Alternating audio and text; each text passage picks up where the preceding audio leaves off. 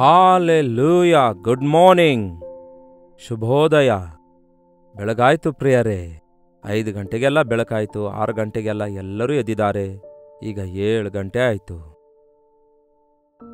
ಒಂದು ವೇಳೆ ನೀವು ಇತರ ದೇಶದಲ್ಲಿರೋದಾದರೆ ನಿಮಗೆ ಸಾಯಂಕಾಲ, ಮಧ್ಯಾಹ್ನ, ಮತ್ತೊಂದು ಸಮಯ ಆಗಿರ್ಬೋದು.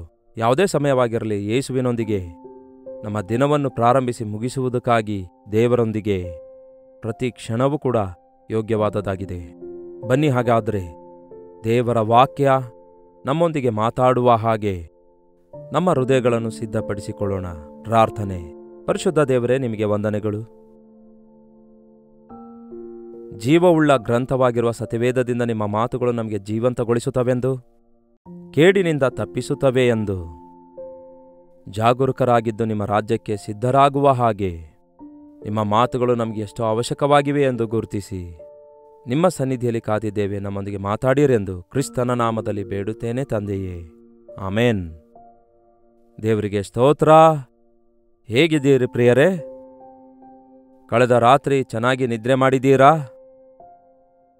ಕಣ್ಣಿಗೆ ನಿದ್ರೆಯೇ ಬರುತ್ತಾ ಇಲ್ಲ ಎಂದು ಕೆಲವರು ಹೇಳ್ತಾ ಇರ್ತಾರೆ. ನಮ್ಮ ಕಣ್ಣುಗಳು ಎಷ್ಟೋ ಅದ್ಭುತವಾಗಿ ಸೃಷ್ಟಿಸಲ್ಪಟ್ಟಿವೆ. ಕಣ್ಣುಗಳು ನಮಗೆ ಎಷ್ಟೋ ಹೆಚ್ಚಾಗಿ ಪ್ರಯೋಜನಕರವಾಗಿವೆ. ಇದನ್ನು ಎಂದಾದರೂ ನೀವು ಗುರುತಿಸಿದ್ದೀರಾ? ಕಣ್ಣು ದೃಷ್ಟಿ ಕಡಿಮೆ ಆಗುವವರೆಗೂ, ಕಣ್ಣು ಹೋಗುವವರೆಗೂ ಕಣ್ಣಿನ ಬೆಲೆ ಕೆಲವರಿಗೆ ಗೊತ್ತೇ ಆಗುವುದಿಲ್ಲ. ದೇವರು ನಮಗೆ ದೃಷ್ಟಿ ಕೊಟ್ಟಿದ್ದಾರೆ, ಆತನನ್ನೇ ದೃಷ್ಟಿಸುವುದಕ್ಕಾಗಿ.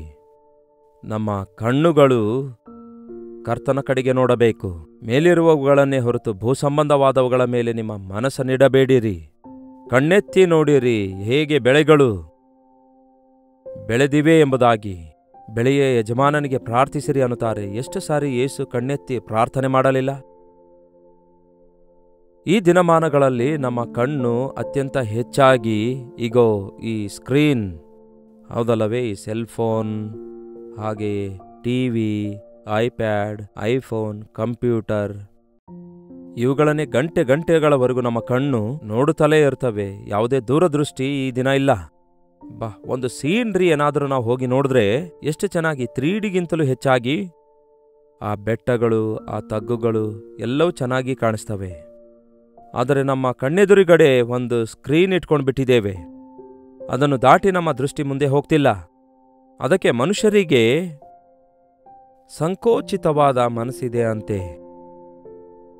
ನಮ್ಮ ಕಣ್ಣುಗಳು ದೇವರು ಕೊಟ್ಟಿರುವಂತಹ ದೃಷ್ಟಿ. ಅದಕ್ಕಾಗಿ ಯಾವಾಗಲೂ ದೇವರನ್ನು ನಾವು ಸ್ತುತಿಸಬೇಕು. ಕಣ್ಣಿನ ಇಂಪಾರ್ಟೆನ್ಸ್ ಬಗ್ಗೆ ಯೇಸು ಹೇಳಿದ್ದಾರೆ ನೋಡಿ, ಮತ್ತಾಯನ ಸುವಾರ್ತೆಯಲ್ಲಿ 6ನೇ ಅಧ್ಯಾಯ 22ನೇ ವಚನ. ಕಣ್ಣು ದೇಹಕ್ಕೆ ದೀಪವಾಗಿದೆ. ಹೀಗಿರುವಲ್ಲಿ ನಿನ್ನ ಕಣ್ಣು ನೆಟ್ಟಗಿರುವುದಾದರೆ ನಿನ್ನ ದೇಹವೆಲ್ಲ ಬೆಳಕಾಗಿ ಇರುವುದು. ದೇಹಕ್ಕೆ, ಪೂರ್ತಿ ದೇಹಕ್ಕೆಲ್ಲ ದೀಪ ಯಾವುದೆಂದರೆ ಕಣ್ಣಾಗಿದೆ. ಎಷ್ಟೇ ಚೆನ್ನಾಗಿ ಸುಂದರವಾದ ಒಂದು ಕೋಣೆ, ರೂಮ್ ಇದ್ರೂ ಕೂಡ, ಅದರೊಳಗಡೆ ಎಲ್ಲ ವಸ್ತುಗಳು ಎಷ್ಟೇ ಚೆನ್ನಾಗಿ ಅಲಂಕರಿಸಲ್ಪಟ್ಟರೂ ಕೂಡ, ಎಲ್ಲ ಫರ್ನಿಚರ್ ಎಲ್ಲ ಪೂರ್ತಿ ಸೆಟ್ ಮಾಡಿಟ್ಟರೂ ಕೂಡ, ಆ ಮನೆಯೊಳಗೆ ದೀಪ ಇಲ್ಲದಿದ್ದರೆ ಆ ಮನೆಯ ವೈಭವವನ್ನು ನಾವು ಅನುಭವಿಸ್ಲಿಕ್ಕಾಗುತ್ತೋ, ಆನಂದಿಸ್ಲಿಕ್ಕಾಗುತ್ತೋ, ವೀಕ್ಷಿಸ್ಲಿಕ್ಕಾಗುತ್ತೋ? ಹಾಗೆಯೇ ನಮ್ಮ ದೇಹದೊಳಗೆ ದೇವರು ಈ ಕಣ್ಣುಗಳನ್ನಿಟ್ಟಿದ್ದಾರೆ. ಎದಕ್ಕಾಗಿ ಗೊತ್ತಾ? ನಾವು ಬೆಳಗಿಸಲ್ಪಡುವುದಕ್ಕಾಗಿ, ನಾವು ದೇವರನ್ನು ಸ್ತುತಿಸುವುದಕ್ಕಾಗಿ. ಕಣ್ಣು ಕೆಟ್ಟು ಹೋಗುವುದಾದರೆ ದೇಹವೆಲ್ಲ ಕೆಟ್ಟು ಹೋದ ಹಾಗೆಯೇ.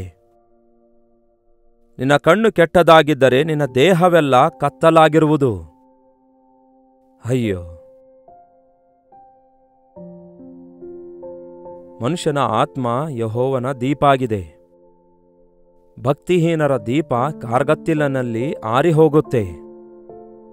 ವಾಕ್ಯ ಏನು ಹೇಳ್ತದೆ? ನಿಜವಾದ ಬೆಳಕುಂಟು, ಅದು ಈ ಲೋಕಕ್ಕೆ ಬಂದು ಪ್ರತಿಯೊಬ್ಬರನ್ನು ಬೆಳಗಿಸುತ್ತಾ ಇದೆ. ಏನಾದರೂ ಥಿಯರಿ ಮಾತಾಡುವಂತೆ ಇದೆಯಾ ನಿಮಗೆ? ನಾವು ನಮ್ಮ ಕಣ್ಣುಗಳಿಂದ ಎಷ್ಟು ಪಾಪ ಮಾಡುತ್ತಾ ಇದ್ದೇವೆ ಎಂಬುದಾಗಿ ಒಂದು ಸಾರಿ ಆಲೋಚಿಸಿರಿ. ಹೃದಯ ಹಾಳಾಗುವುದಕ್ಕಾಗಿ ಮೂಲವಾದ ಕಾರಣ ಕಣ್ಣೇ ಅಲ್ಲವೋ? ನೀವು ನೋಡಿರೋದು ತಕ್ಷಣವೇ ನಿಮ್ಮ ಮನಸ್ಸಿನೊಳಗೆ ಹೋಗಿ ತೂರಿಕೊಳ್ತದಲ್ಲವೇ? ನಿಮ್ಮ ದೃಷ್ಟಿಯಲ್ಲಿ ಸ್ಥಳ ಕೊಟ್ಟು ದಿಟ್ಟಿಸಿ ನೋಡಿದ ಪ್ರಕಾರವೇ ಆ ದೃಶ್ಯ, ಆ ಅಪವಿತ್ರತೆ ನಿಮ್ಮ ಮನಸ್ಸೊಳಗೆ ಹೋಗುತ್ತೆ. ದಾವೀದನು ಯಾವಾಗಲೂ ಕಣ್ಣೆತ್ತಿ ಮೇಲಕ್ಕೆ ನೋಡ್ತಾ ಇದ್ದನಂತೆ. ಕಣ್ಣೆತ್ತಿ ಪರ್ವತಗಳ ಕಡೆಗೆ ನೋಡುವೆನು, ನನ್ನ ಸಹಾಯವು ಎಲ್ಲಿಂದ ಬರುವುದು ಅಂದವನು ಒಮ್ಮೆ ಕೆಳಗೆ ನೋಡಿದ. ನೆರೆಯವನ ಹೆಂಡತಿ ಸ್ನಾನ ಮಾಡ್ತಿರುವಾಗ ಒಂದೇ ಒಂದು ದೃಶ್ಯ ಅವನು ನೋಡ್ತಾನೆ, ನಗ್ನವಾಗಿರುವ ದೃಶ್ಯ. ಅದು ಹೇಗೆ ಅವನ ಮನಸ್ಸೊಳಗೆ ತೂರಿಕೊಂಡಿತು ನೋಡಿ, ಹೇಗೆ ಕೆಟ್ಟು ಹೋದ ನೋಡಿ. ಹೃದಯ ಕೆಟ್ಟೋಯ್ತು. ಆಕೆಯೊಂದಿಗೆ ವ್ಯಭಿಚಾರ ಮಾಡುತ್ತಾನೆ. ಅದನ್ನು ಮುಚ್ಚಿಟ್ಟುಕೊಳ್ಳುವುದಕ್ಕಾಗಿ ಆಕೆಯ ಗಂಡನ ಕೊಲೆ ಮಾಡಿಸುತ್ತಾನೆ. ಎಂತಹ ದೊಡ್ಡ ಅಪರಾಧ ಮಾಡಿದನು ನೋಡಿ. ಯಾವುದರಿಂದ? ಅವನ ಕಣ್ಣು ದೃಷ್ಟಿ ತಪ್ಪಿ ಹೋಗಿರೋದ್ರಿಂದ. ಜಾಗ್ರತೆ, ನಿಮ್ಮ ಕಣ್ಣುಗಳನ್ನು ಜಾಗ್ರತೆಯಿಂದ ನೋಡಿಕೊಳ್ಳಿರಿ. ದಾವೀದನು ತನ್ನ ಜೀವಿತದಲ್ಲಿ ಬಹಳಷ್ಟು ಪಶ್ಚಾತ್ತಾಪ ಪಟ್ಟು ಆ ನಂತರ ಅವನು ಮಾಡಿರುವ ಒಂದು ಪ್ರಾರ್ಥನೆ ಇದೆ ಪ್ರಿಯರೇ. ನೋಡೋಣ ಬನ್ನಿ. 119ನೇ ಕೀರ್ತನೆ 37ನೇ ವಚನ. ವ್ಯರ್ಥ ಕಾರ್ಯಗಳಲ್ಲಿ ದೃಷ್ಟಿಯಿಡದಂತೆ ನನ್ನ ಕಣ್ಣನ್ನು ಕಾಪಾಡು. ಅಂದರೆ ವ್ಯರ್ಥವಾದವುಗಳನ್ನು ನೋಡದಂತೆ ನನ್ನ ಕಣ್ಣುಗಳನ್ನು ತಿರುಗಿಸು. ನಿಮ್ಮ ಟಿವಿಯ ಮೇಲೆ ಈ ವಾಕ್ಯವನ್ನು ಬರೆದಿಟ್ಕೊಳ್ರಿ. ನಿಮ್ಮ ಸೆಲ್ಫೋನ್ ಮೇಲೆ ಸ್ಕ್ರೀನ್ ಸೇವರ್ ಆಗಿ ಈ ವಾಕ್ಯವನ್ನು ಟೈಪ್ ಮಾಡಿಟ್ಕೊಳ್ರಿ. ದೇವ್ರೆ, ಸೆಲ್ಫೋನ್ ಆನ್ ಮಾಡ್ತಿದ್ದೇನೆ, ವ್ಯರ್ಥವಾದವುಗಳನ್ನು ನೋಡದಂತೆ ನನ್ನ ಕಣ್ಣುಗಳನ್ನು ತಿರುಗಿಸು ಎಂದು. ಹೌದು ಪ್ರಿಯರೇ, ನಾವು ನೋಡಿದ್ದೇ ನಮ್ಮ ಹೃದಯದೊಳಗೆ ಅಂಟಿಕೊಳ್ಳುತ್ತೆ. ಕೆಟ್ಟದ್ದನ್ನು ನೋಡಿದ್ರೆ ಆ ಕೆಟ್ಟದ್ದು ನಮ್ಮ ಹೃದಯದೊಳಗೆ ಹೋಗುತ್ತೆ. ಮನುಷ್ಯನು ಪಾಪ ಬಿಡಲಾರದ ಕಣ್ಣುಳ್ಳವನಾಗಿದ್ದಾನೆ. ಪೇತ್ರನು ಬರೆದಿರುವ 2ನೇ ಪತ್ರಿಕೆ 2ನೇ ಅಧ್ಯಾಯ 14ನೇ ವಚನ ನೋಡಿ. ವ್ಯಭಿಚಾರಿಯನ್ನು ನೋಡಿ ಆಶಿಸುತ್ತಾ ಪಾಪವನ್ನು ಬಿಡಲೊಲ್ಲದ ಕಣ್ಣುಳ್ಳವರು, ಚಪಲಚಿತ್ತರನ್ನು ಮರಳುಗೊಳಿಸುವವರು, ಲೋಭದಲ್ಲಿ ಏನಂತೆ ಲೋಭದಲ್ಲಿ ತೇರ್ಗಡೆ ಹೊಂದಿದ ಮನಸ್ಸುಳ್ಳವರು ಶಾಪಕ್ಕೆ ಪಾತ್ರರು ಆಗಿದ್ದಾರೆ. ಅಬ್ಬಾ, ಪಾಪವನ್ನು ಬಿಡಲೊಲ್ಲದ ಕಣ್ಣುಳ್ಳವರು. ನಮ್ಮ ಕಣ್ಣುಗಳನ್ನು ನಮ್ಮ ಹತೋಟೆಯಲ್ಲಿಟ್ಟುಕೊಳ್ಳದಿದ್ದರೆ, ಬೆಳಗ್ಗೆ ಎದ್ದ ಕೂಡಲೇ ಪ್ರಾರ್ಥನೆ ಮಾಡ್ತಿದ್ದೇವೆ, ದೇವರೇ ಈ ದಿನ ಆಹಾರ ಒದಗಿಸಿರಿ, ವಸ್ತ್ರ ಒದಗಿಸಿರಿ, ಅದು ಇದು ದಯಪಾಲಿಸಿ ಎಂದು ಇದನ್ನೇ ಪ್ರಾರ್ಥಿಸ್ತಿದ್ದೇವೋ? ದೇವರೇ ಈ ದಿನ ವ್ಯರ್ಥವಾದವುಗಳನ್ನು ನೋಡದಂತೆ ನನ್ನ ಕಣ್ಣನ್ನು ತಿರುಗಿಸಿರಿ. ಆಕಾನನು ಆಯಿ ಎಂಬ ಊರಿನಲ್ಲಿ ಒಂದು ಒಳ್ಳೆ ಶಿನಾರಿನ ವಸ್ತ್ರ, ಬಂಗಾರದ ಪಾತ್ರೆ ನೋಡಿದನಂತೆ. ನೋಡಿದ ಕೂಡಲೇ ಮನಸ್ಸಲ್ಲಿ ಆಸೆ ಹುಟ್ಟಿತ್ತು. ಆಶಿಸುತ್ತಾನೆ, ನಂತರ ಕದಿಯುತ್ತಾನೆ, ಅದನ್ನು ತಂದು ತನ್ನ ಗುಡಾರದಲ್ಲಿ ಬಚ್ಚಿಡುತ್ತಾನೆ. ಎಷ್ಟು ಶಾಪ ತಂದುಕೊಳ್ಳುತ್ತಾನೆ ಗೊತ್ತಾ? ಎಷ್ಟು ಮಂದಿಗೆ ಶಾಪಗ್ರಸ್ತನಾಗುತ್ತಾನೆ ಗೊತ್ತಾ? ನಮ್ಮ ಕಣ್ಣುಗಳು ನೋಡಿ ಆಶಿಸಿ ಪಾಪ ಬಿಡಲೊಲ್ಲದ ಕಣ್ಣುಳ್ಳಂಥವರು ಈ ಪ್ರಾರ್ಥನೆ ಮಾಡಲೇಬೇಕು. ವ್ಯರ್ಥವಾದವುಗಳನ್ನು ನೋಡಲಾರದಂತೆ ನನ್ನ ಕಣ್ಣುಗಳನ್ನು ತಿರುಗಿಸಿರಿ ದೇವರೇ ಎಂಬುದಾಗಿ. ಸೊಲೊಮೋನನಂತಹ ಜ್ಞಾನಿಯೇ ಹೇಳಿದಾನೆ, ನನ್ನ ಕಣ್ಣು ಆಶಿಸಿದ್ದನ್ನೆಲ್ಲ ನಾನು ಮಾಡಿ ನೋಡಿದ್ದೇನೆ. ಅವನು ಹೇಳ್ತಾನೆ, ಕೊನೆಗೆ ನನಗೆ ಅರ್ಥವಾದದ್ದೇನೆಂದರೆ ಇದೆಲ್ಲ ವ್ಯರ್ಥ ವ್ಯರ್ಥ ವ್ಯರ್ಥ ವ್ಯರ್ಥ. ಹೌದು, ಈ ಲೋಕದಲ್ಲಿ ನಾವು ನೋಡುವುದೆಲ್ಲವೂ ಅಸ್ಥಿರವಾಗಿದೆ, ಅಶಾಶ್ವತವಾದವುಗಳಾಗಿವೆ. ಮನೆ, ಮಾಡು, ಮಾಳಿಗೆ, ಕಟ್ಟಡಗಳು ಇವೆಲ್ಲ ಆಕರ್ಷಣೆ ಉಳ್ಳವುಗಳಾಗಿವೆ. ಅವುಗಳ ಮೇಲೆ ಮನಸ್ಸಿಡಬೇಡಿರಿ. ಅವುಗಳನ್ನು ಸಂಪಾದಿಸುವುದಕ್ಕಾಗಿ ಸುಳ್ಳು, ಮೋಸ, ಕಳ್ಳತನಗಳು, ತಪ್ಪು ಮಾರ್ಗ ಆರಿಸಿಕೊಳ್ಳಬೇಡಿರಿ. ಅವೆಲ್ಲ ನಿಮಗೆ ಬೇಕಾದಾಗ ದೇವರೇ ತಕ್ಕ ಸಮಯದಲ್ಲಿ ಒದಗಿಸುತ್ತಾರೆ ಎಂಬ ನಂಬಿಕೆ ನಮಗಿದ್ರೆ ಸಾಕು. ಅಬ್ರಹಾಮನಂತಹ ನಂಬಿಕೆಗೆ ಮೂಲಪಿತನೇ ದೇವರು ಯಾವ ಪಟ್ಟಣಕ್ಕೆ ಶಿಲ್ಪಿಯೂ ನಿರ್ಮಾಣಿಕನೂ ಆಗಿದ್ದಾನೋ ಆ ಪಟ್ಟಣಗಾಗಿಯೇ ಆಶಿಸಿದ. ಮೇಲಿರುವವುಗಳ ಮೇಲೆ ಆಸೆ ಇಟ್ಕೊಂಡಿದ್ದ. ಪ್ರತಿ ದಿನ ಈ ಭೂಲೋಕದಲ್ಲಿ ಎಲ್ಲಿ ನೋಡಿದರೂ ಕೂಡ ಈ ದಿನ ಆಕರ್ಷಣೆಗಳೇ ಕಾಣಿಸಿಕೊಳ್ತಾ ಇವೆ. ಅವುಗಳನ್ನು ನೋಡದಂತೆ ದೇವರೇ ನಿಮ್ಮ ಶಕ್ತಿ ದಯಪಾಲಿಸಿರಿ ಎಂದು ಬೇಡಬೇಕು. ಅದು ಹೇಗೆ ಸಾಧ್ಯವಾಗುತ್ತೆ ಬ್ರದರ್? ಈ ಲೋಕದಲ್ಲಿ ನಾವಿದ್ದೇವಲ್ಲವೇ? ನಾವು ಹೋಗ್ತಾ ಇರುವಾಗ ಅಲ್ಪ ಸ್ವಲ್ಪ ಕೆಟ್ಟದ್ದು ಕಾಣಿಸ್ತವೆ. ಅಂದವಾದ ಮನುಷ್ಯರು ಕಾಣಿಸ್ತಾರೆ, ನಮಗೆ ಶೋಧನೆಗೊಳಪಡಿಸುವ ಮನುಷ್ಯರು ಕಾಣಿಸ್ತಾರೆ. ಹಾಗಾದರೆ ಕಣ್ಮುಚ್ಕೊಂಡು ರೋಡ್ ಮೇಲೆ ನಡೆಯನ್ನುತ್ತೀರಾ ಎಂದು ಹೇಳಬೇಡಿ. ನಾವು ನೋಡುವುದೆಲ್ಲ ಮನಸ್ಸೊಳಗೆ ಹೋಗುವುದಿಲ್ಲ. There is sin in second look ಅಂದಿದ್ದಾರೆ. ನೋಡಿದ್ದನ್ನೇ ಮತ್ತೆ ತಿರುಗಿ ನೋಡುವುದಾದರೆ, ಮತ್ತೆ ನಿಂತು ನೋಡುವುದಾದರೆ, ಮತ್ತೆ ತಿರುಗಿ ನೋಡುವುದಾದರೆ ಅದಕ್ಕೆ ಗೇಜಿಂಗ್ ಅನ್ನುತ್ತಾರೆ, ತವಕಿಸಿ ನೋಡುವುದು ಅನ್ನುತ್ತಾರೆ. ಅಂದರೆ ನಿಮ್ಮ ಮನಸ್ಸಲ್ಲಿ ಅದನ್ನು ಕ್ಯಾಚ್ ಮಾಡಿ ಮತ್ತೊಮ್ಮೆ ಅದನ್ನು ನೋಡಿ ಅದನ್ನು ಸವಿಯಬೇಕೆಂದು ಪ್ರಯತ್ನಿಸುತ್ತೀರಲ್ಲವೋ ಅದನ್ನು ಜಯಿಸಬೇಕು ನಾವು. ಅಂತಹ ಸಮಯದಲ್ಲಿ ದೇವರೇ ಅದೇನೋ ನನಗೆ ಕಾಣಿಸಿತು, ಮತ್ತೆ ತಿರುಗಿ ನೋಡದಂತೆ, ನನ್ನ ಕಣ್ಣುಗಳನ್ನು ವ್ಯರ್ಥವಾದವುಗಳನ್ನು ನೋಡಲಾರದಂತೆ ನನ್ನ ಕಣ್ಣುಗಳನ್ನು ತಿರುಗಿಸಿ ಎಂದು ಬೇಡಬೇಕು.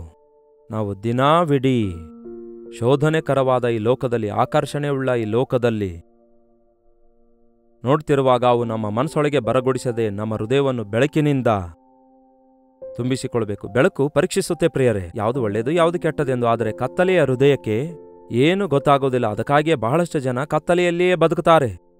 ಇದು ಪಾಪ, ಇದು ಅನ್ಯಾಯ, ಇದು ಮೋಸ, ಇದು ಅಕ್ರಮ ಎಂದು, ಇದು ಅಸ್ಥಿರ ಎಂಬುದು ತಿಳಿದುಕೊಳ್ಳುತ್ತಾ ಇಲ್ಲ. ಆದರೆ ದೇವರ ಮಕ್ಕಳಾದ ನಾವು ಈ ಪ್ರಾರ್ಥನೆ ಮಾಡುವುದನ್ನು ಕಲಿಯಬೇಕು. ಅಷ್ಟಕ್ಕೂ ನೀವು ಬೈಬಲ್ ಓದುತ್ತೀರಾ? ಬೈಬಲ್ ಓದುವಾಗ ಹೀಗೆ ಪ್ರಾರ್ಥನೆ ಮಾಡ್ತಿದ್ದೀರಾ? ಅದೇ 119ನೇ ಕೀರ್ತನೆಯಲ್ಲಿ ಈ ರೀತಿಯಾಗಿ ದಾವೀದನೇ ಬರೆಯುತ್ತಾನೆ. ನೋಡೋಣ ಬನ್ನಿ. ಅಧ್ಯಾಯ 119ನೆಯ ಕೀರ್ತನೆ, ಅದೇ ಕೀರ್ತನೆ 119, 18ನೇ ವಚನ ಹೇಳುತ್ತೆ, ನಾನು ನಿನ್ನ ಧರ್ಮಶಾಸ್ತ್ರದಲ್ಲಿ ಅದ್ಭುತಗಳನ್ನು ಕಂಡುಕೊಳ್ಳುವಂತೆ ನನ್ನ ಕಣ್ಣುಗಳನ್ನು ತೆರೆ. ದೇವರೇ, ನಿನ್ನ ವಾಕ್ಯದಲ್ಲಿನ ಯಾವ ಸಂಗತಿಯಂತೆ ಆಶ್ಚರ್ಯಕರವಾದ ಅದ್ಭುತ ಸಂಗತಿಗಳನ್ನು ಕಂಡುಕೊಳ್ಳುವ ಹಾಗೆ ನನ್ನ ಕಣ್ಣನ್ನು ತೆರೆ ಅನ್ನುತ್ತಾನೆ. ದಿಟ್ಟಿಸಿ ನೋಡಬೇಕಾದದ್ದು ಪಾಪ ಅಲ್ಲ ಪ್ರಿಯರೇ, ಮನಸ್ಸಿಟ್ಟಿ ನೋಡಬೇಕಾದದ್ದು ದೇವರ ವಾಕ್ಯ. ವಾಕ್ಯ ಮೇಲಿನ ನೋಟಕ್ಕೆ ಮಾತ್ರ ಓದುತ್ತಾ ಹೋಗ್ತಾರೆ ಕೆಲವರು. ಆದರೆ ವಾಕ್ಯ, ಸರ್ಚ್ ದ ಸ್ಕ್ರಿಪ್ಚರ್ಸ್, ಆತನ ವಾಕ್ಯಗಳನ್ನೆಲ್ಲ ಪರಿಶೋಧಿಸಬೇಕು. ನೀವು ನಿಮ್ಮ ಮನಸ್ಸಿಟ್ಟು ವಾಕ್ಯ ಓದುವುದಾದರೆ ಆಶ್ಚರ್ಯಕರವಾದ ಸಂಗತಿಗಳನ್ನು, ಆನಂದಕ್ಕೋಸ್ಕರ ಲೋಕದಲ್ಲಿರುವ ವಸ್ತುಗಳನ್ನು ನೋಡುವುದಾದರೆ ಅದೆಲ್ಲ ಪ್ರಿಯರೇ ನಿಜವಾದ ಆನಂದ. ಅದು ಸ್ವಲ್ಪ ಹೊತ್ತಿರುತ್ತೆ. ಅದ್ಭುತಗಳು 7 ವಂಡರ್ಸ್ ಅಂತಾರೆ, ಅವುಗಳನ್ನು ಹೋಗಿ ನೋಡಿದ್ರೆ ಏನ್ ಸಿಗುತ್ತೆ ಹೇಳಿ? ಬೈಬಲ್ನಲ್ಲಿರುವಂತಹ, ದೇವರಲ್ಲಿರುವಂತಹ, ದೇವರು ನಮಗಾಗಿ ಕೂಡಿಟ್ಟಿರುವಂತಹ ಆಶ್ಚರ್ಯಕರವಾದ ಸಂಗತಿಗಳನ್ನು, ಅದ್ಭುತವಾದ ಪರಲೋಕ ಪಟ್ಟಣವನ್ನು, ಆತನ ಅದ್ಭುತವಾದ ಪ್ರಣಾಳಿಕೆಗಳನ್ನು, ಆತನ ಸಂಗತಿಗಳನ್ನು ನಾವು ಓದುವಾಗ ನಮಗೆ ಆಶ್ಚರ್ಯ, ಆನಂದ ಉಂಟು ಮಾಡುತ್ತವೆ. ನಂಬಿಕೆಯನ್ನುಂಟು ಮಾಡಿ ಧೈರ್ಯ ಕೊಡುವಂತಹ ದೇವರ ವಾಕ್ಯ ಓದಬೇಕು. ಇದರೊಳಗಡೆ ಪರಿಶುದ್ಧಾತ್ಮನು ಬಯಲ್ಪಡಿಸುವ ಸತ್ಯಗಳನ್ನು ಕಂಡುಕೊಳ್ಳುವ ಹಾಗೆ ನನ್ನ ಕಣ್ಣುಗಳನ್ನು ತೆರೆದೇವರೇ. ಲೋಕಕ್ಕಾಗಿ ನನ್ನ ಕಣ್ಣು ಮುಚ್ಚಿಕೊಳ್ಳಬೇಕು, ನಿಮ್ಮ ಸನ್ನಿಧಿಯಲ್ಲಿ ನನ್ನ ಕಣ್ಣು ತೆರೆಯಲ್ಪಡಬೇಕು ಎಂದು ಪ್ರಾರ್ಥಿಸಬೇಕು. ಆದಾಮನು ಬೇಡವೆಂದ ಹಣ್ಣನ್ನು ತಿಂದಾಗ ಅವರ ಕಣ್ಣುಗಳು ತೆರೆಯಲ್ಪಟ್ಟುವಂತೆ. ಯಾವ ಕಣ್ಣು ತೆರೆಯಲ್ಪಟ್ಟವು? ಬಾಹ್ಯ ನೇತ್ರಗಳು ತೆರೆಯಲ್ಪಟ್ಟವು, ಮನೋನೇತ್ರಗಳು ಮುಚ್ಚಲ್ಪಟ್ಟವು. ಅಂದಿನಿಂದ ಅದಕ್ಕೆ ಮನುಷ್ಯನು ಬಾಹ್ಯ ವಿಷಯಗಳನ್ನೇ ನೋಡುತ್ತಿದ್ದಾನೆ. ನೀವು ಕ್ರಿಸ್ತನ ಸೌಂದರ್ಯ ನೋಡುವ ಹಾಗೆ ಇಹಲೋಕದ ದೇವರುಗಳು ಉಂಟು ಮಾಡುವ ಕ್ರೂಡುತನದಿಂದ ವಿಮೋಚಿಸಲ್ಪಡುವಾಗ, ಯೇಸುಕ್ರಿಸ್ತನ ರಕ್ತದಲ್ಲಿ ತೊಳೆಯಲ್ಪಟ್ಟ ನಂತರ, ನಮ್ಮ ಮನೋನೇತ್ರಗಳು ತಿರುಗಿ ಬೆಳಗಿಸಲ್ಪಟ್ಟ ನಂತರ ಆತನ ಆಶ್ಚರ್ಯ ಕಾರ್ಯಗಳನ್ನು ನಾವು ನೋಡುತ್ತೇವೆ. ದೃಶ್ಯವಾದವುಗಳೆಲ್ಲ ತಾತ್ಕಾಲಿಕವಾಗಿವೆ, ಅದೃಶ್ಯವಾದವುಗಳು ಶಾಶ್ವತವಾಗಿವೆ. ನಿಮ್ಮನ್ನು ನೋಡುವ ಕಣ್ಣು ನನಗೆ ದಯಪಾಲಿಸಿರೆಂದು ಪ್ರಾರ್ಥಿಸಬೇಕು. ಆತನು ಯಾವಾಗಲೂ ನಮ್ಮನ್ನು ನೋಡುತ್ತಿದ್ದಾರೆ. ನನ್ನನ್ನು ನೋಡುವ ಆತನನ್ನು ನೋಡಿದೆನು ಎಂದು ಹಾಗರಳು ಹೇಳಿದಂತೆಯೇ ನಿಮ್ಮನ್ನು ನೋಡುವಂತಹ ದೇವರನ್ನು ನೀವು ನೋಡುವುದಾದರೆ ನೀನು ಧನ್ಯನಾಗುತ್ತಿ, ಧನ್ಯಳಾಗುತ್ತಿ. ನಿಮ್ಮ ಬದುಕಿನಲ್ಲಿ ಬೆಳಗಿಸಲ್ಪಡ್ತೀರಿ. ಈ ಲೋಕದಲ್ಲಿರುವ ಮಾಲಿನ್ಯದಿಂದಲೂ ಮಲಿನತೆಯಿಂದಲೂ ಬಿಡುಗಡೆ ಹೊಂದಿ ದೇವರಲ್ಲಿ ಆನಂದಿಸುತ್ತಾ ಆತನ ರಾಜ್ಯದ ವಾರಸುದಾರರಾಗಿ ಬದುಕುವವರಾಗಿರ್ತೀರಿ. ತಲೆಬಾಗಿಸಿ ಪ್ರಾರ್ಥನೆ ಮಾಡೋಣ. ನಿಜವೇ ದೇವರೇ, ಈ ಲೋಕವು ಅದರ ಆಸೆಯು ಗತಿಸಿ ಹೋಗ್ತದೆ. ಕಣ್ಣಿನ ಆಸೆ, ಶರೀರದ ಆಸೆ, ಬದುಕು ಬಾಳಿನ ಡಂಬಕ್ಕೆ ಗುರಿಯಾಗಿ ನಮ್ಮಲ್ಲಿ ಅನೇಕರು ಆಧ್ಯಾತ್ಮಿಕ ಸ್ಥಿತಿಯಲ್ಲಿ ಪತನವಾಗುತ್ತಿರುವಾಗ, ಅಯ್ಯಾ, ನಿಮ್ಮ ಧರ್ಮಶಾಸ್ತ್ರದಲ್ಲಿರುವ ಆಶ್ಚರ್ಯಕರವಾದ ಕಾರ್ಯಗಳನ್ನು ಕಾಣುವಂತೆ ನಮ್ಮ ಕಣ್ಣನ್ನು ತೆರೆಯಿರಿ. ವ್ಯರ್ಥವಾದವುಗಳನ್ನು ನೋಡದಂತೆ ನಮ್ಮ ಕಣ್ಣನ್ನು ಮುಚ್ಚಿರಿ. ದೇವರೇ, ನಿಮ್ಮನ್ನೇ ದೃಷ್ಟಿಸುವ ಕಣ್ಣನ್ನು ದಯಪಾಲಿಸಿರಿ. ನಿಮ್ಮನ್ನೇ ದೃಷ್ಟಿಸುತ್ತಾ ನಮ್ಮ ಮುಂದೆ ಇರುವ ಓಟ ಓಡುವ ಹಾಗೆ ನಮ್ಮ ಒಬ್ಬೊಬ್ಬರಿಗೂ ಸಹಾಯ ಮಾಡಿರಿ ಎಂದು ಕ್ರಿಸ್ತನ ನಾಮದಲ್ಲಿ ಬೇಡುತ್ತೇನೆ ತಂದೆಯೇ, ಆಮೇನ್. ತಂದೆಯಾದ ದೇವರ ಪ್ರೀತಿಯು, ಮಗನಾಗಿರುವ ಕ್ರಿಸ್ತನ ಕೃಪೆಯೂ, ಆದರಣೆಕರ್ತನಾದ ಪವಿತ್ರಾತ್ಮನ ಸಹವಾಸವು ಕೂಡಿ ಬಂದಿರುವ ನಮ್ಮೆಲ್ಲರ ಸಂಗಡ ಇಂದಿಗೂ ಸದಾಕಾಲಕ್ಕೂ ನೆಲೆಯಾಗಿರಲಿ. ಆಮೇನ್. ದೇವರಿಗೆ ಸ್ತೋತ್ರ. ನಿಮ್ಮ ಪ್ರಾರ್ಥನಾ ಮನವಿ 8939731313 ನಂಬರ್ಗೆ ಹಾಗೂ ಇತರ ದೇಶದಿಂದಲೂ ಸಹ ನೀವು ವೀಕ್ಷಿಸುವುದಾದರೆ ಕೊಡಲ್ಪಟ್ಟ ಇದೇ ನಂಬರ್ಗೆ ಒಂದು ಟೆಕ್ಸ್ಟ್ ಆಗಲಿ, ವಾಯ್ಸ್ ಮೆಸೇಜ್ ಆಗಲಿ ವಾಟ್ಸಪ್ ಮೂಲಕ ಕಳಿಸಿರಿ. ಆಯಾ ದಿನಕ್ಕೆ ತಕ್ಕಂತೆ ಅವೆಲ್ಲ ನಾವು ಪರಿಶೀಲಿಸಿ ಪ್ರಾರ್ಥಿಸ್ತಿದ್ದೇವೆ, ಕರ್ತನನ್ನು ಸ್ತುತಿಸ್ತಿದ್ದೇವೆ. ನೀವು ಎಷ್ಟೋ ದಿನಗಳಿಂದ ಈ ಸಂದೇಶಗಳನ್ನು ವೀಕ್ಷಿಸ್ತಾ ಇದುವರೆಗೂ ಒಂದು ವಾಟ್ಸಪ್ ಮೆಸೇಜ್ ಕಳಿಸದಿದ್ದರೆ ಇಂದೇ ದಯಮಾಡಿ ಒಂದು ವಾಟ್ಸಪ್ ಮೆಸೇಜನ್ನು ಕಳಿಸಿಕೊಡಿರಿ. ನೀವು ಆಧ್ಯಾತ್ಮಿಕವಾಗಿ ಆಶೀರ್ವದಿಸಲ್ಪಟ್ಟು ಎಲ್ಲಾ ವಿಷಯಗಳಲ್ಲಿ ಅಭಿವೃದ್ಧಿ ಹೊಂದುವ ಹಾಗೆ ನಿಮಗೋಸ್ಕರ ಪ್ರಾರ್ಥಿಸ್ತಾ ಅನುದಿನವೂ ದೇವರ ವಾಕ್ಯ ನಿಮಗೆ ಸಾರುತ್ತಿದ್ದೇವೆ. ಯೂಟ್ಯೂಬ್ನಲ್ಲಿ ಪ್ರತಿದಿನ ಬೆಳಗ್ಗೆ ಈ ರೀತಿ 7 ಗಂಟೆಗೆ ಅನುದಿನದ ಧ್ಯಾನ ಎಂಬ ಕಾರ್ಯಕ್ರಮ, ಇಂಟ್ರೆಸ್ಟಿಂಗ್ ಆದ ಸಂದೇಶಗಳನ್ನು ಪೋಸ್ಟ್ ಮಾಡ್ತಿದ್ದೇವೆ. ವೀಕ್ಷಿಸಿರಿ. ಡಾಕ್ಟರ್ ಜಯಪಾಲ್ ಕನ್ನಡ ಯೂಟ್ಯೂಬ್ ಚಾನಲ್ಗೆ ಸಬ್ಸ್ಕ್ರೈಬ್ ಮಾಡಿಕೊಳ್ಳಿ. ನಿಮ್ಮ ಫ್ರೆಂಡ್ಸ್ಗಳಿಗೆ, ಬಂಧುಗಳಿಗೂ ಕೂಡ ಇದರ ಬಗ್ಗೆ ತಿಳಿಯಪಡಿಸಿರಿ. ಕಾರ್ಯಕ್ರಮದ ನಂತರ ಶೇರ್ ಮಾಡಿ, ಲೈಕ್ ಮಾಡುವುದನ್ನು ಮರೆಯಬೇಡಿ. ಕರ್ತನ ಚಿತ್ತವಿರುವುದಾದರೆ ಮತ್ತೆ ನಾಳೆ ಇದೇ ಅನುದಿನದ ಧ್ಯಾನ ಎಂಬ ಕಾರ್ಯಕ್ರಮದಲ್ಲಿ ಮತ್ತೆ ಭೇಟಿಯಾಗೋಣ. ಅಲ್ಲಿಯವರೆಗೂ ದೇವರ ಮಹಾಕೃಪೆ ನಿಮ್ಮೆಲ್ಲರೊಂದಿಗಿರಲಿ.